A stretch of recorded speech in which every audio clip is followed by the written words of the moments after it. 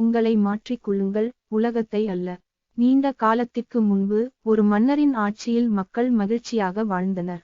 மிகுந்த செல்வச் செழிப்புடன் துன்பங்கள் ஏதுமின்றி மிகவும் வளமான வாழ்க்கையை நடத்தியதால் அரசவை மக்கள் மிகவும் மகிழ்ச்சியடைந்தனர்.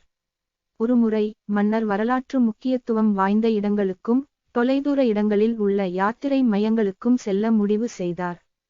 அவர் தனது மக்களுடன் பழகுவதற்காக நடந்தே செல்ல முடிவு செய்தார். தூரத்திலுள்ள மக்கள் தங்கள் அரசனுடன் உரையாடியதில் மிகவும் மகிழ்ச்சியடைந்தனர். தங்கள் அரசன் கனிவான உள்ளம் கொண்டவன் என்று பெருமிதம் கொண்டனர். பல வார பயணத்திற்குப் பிறகு அரசர் அரண்மனைக்கு திரும்பினார். அவர் பல யாத்ரீக மையங்களுக்கு சென்று தனது மக்கள் வளமான வாழ்க்கையை நடத்துவதைக் கண்டு மிகவும் மகிழ்ச்சியடைந்தார். இருப்பினும் அவருக்கு ஒரு வருத்தம் இருந்தது. நெடுந்தூரம் கடக்கும் முதல் காலடி பயணம் என்பதால் அவருக்கு காலில் தாங்க முடியாத வலி இருந்தது.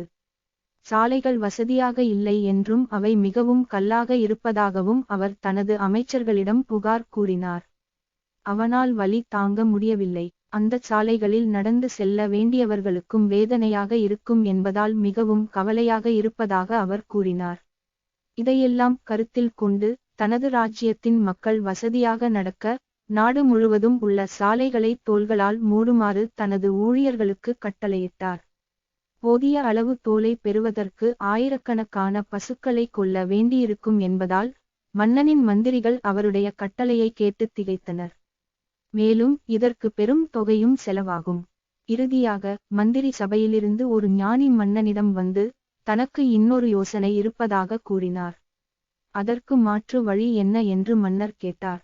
அதற்கு அமைச்சர், சாலைகளை தோலால் மூடுவதற்கு பதிலாக உங்கள் கால்களை மறைப்பதற்கு தகுந்த வடிவில் வெட்டப்பட்ட தோல் துண்டை மட்டும் ஏன் வைத்திருக்க கூடாது என்றார். மன்னன் அவனுடைய ஆலோசனையைக் கண்டு மிகவும் வியப்படைந்தான் மற்றும் அமைச்சரின் ஞானத்தை பாராட்டினான். அவர் தனக்காக ஒரு ஜோடி தோல் காலணிகளை ஆர்டர் செய்தார். மேலும் தனது நாட்டு மக்கள் அனைவரும் காலணிகளை அணியுமாறு கேட்டுக்கொண்டார். ஒழுக்கம், உலகத்தை மாற்ற முயற்சிப்பதற்கு பதிலாக நம்மை மாற்ற முயற்சிக்க வேண்டும். உங்களை மாற்றிக் கொள்ளுங்கள், உலகத்தை அல்ல. நீண்ட காலத்திற்கு முன்பு ஒரு மன்னரின் ஆட்சியில் மக்கள் மகிழ்ச்சியாக வாழ்ந்தனர். மிகுந்த செல்வச் செழிப்புடன் துன்பங்கள் ஏதுமின்றி மிகவும் வளமான வாழ்க்கையை நடத்தியதால் அரசவை மக்கள் மிகவும் மகிழ்ச்சியடைந்தனர். ஒருமுறை Change yourself and not the world. Long ago, people lived happily under the rule of a king. The people of the kingdom were very happy as they led a very prosperous life with an abundance of wealth and no misfortunes. Once, the king decided to go visiting places of historical importance and pilgrim centers at distant places. He decided to travel by foot to interact with his people. People of distant places were very happy to have a conversation with their king. They were proud that their king had a kind heart.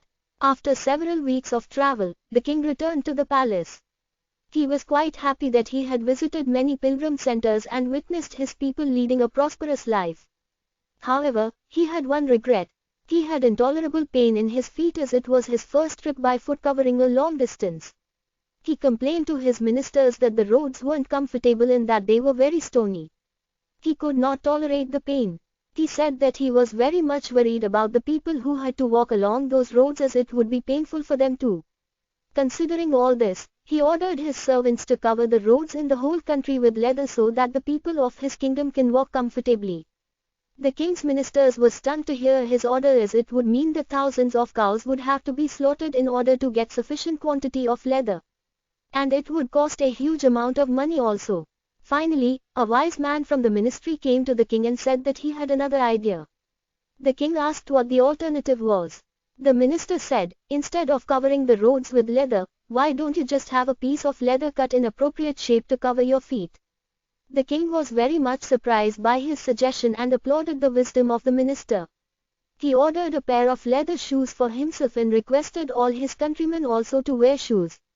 Moral: instead of trying to change the world, we should try to change ourselves. Change yourself and not the world. Long ago, people lived happily under the rule of a king. The people of the kingdom were very happy as they led a very prosperous life with an abundance of wealth and no misfortunes.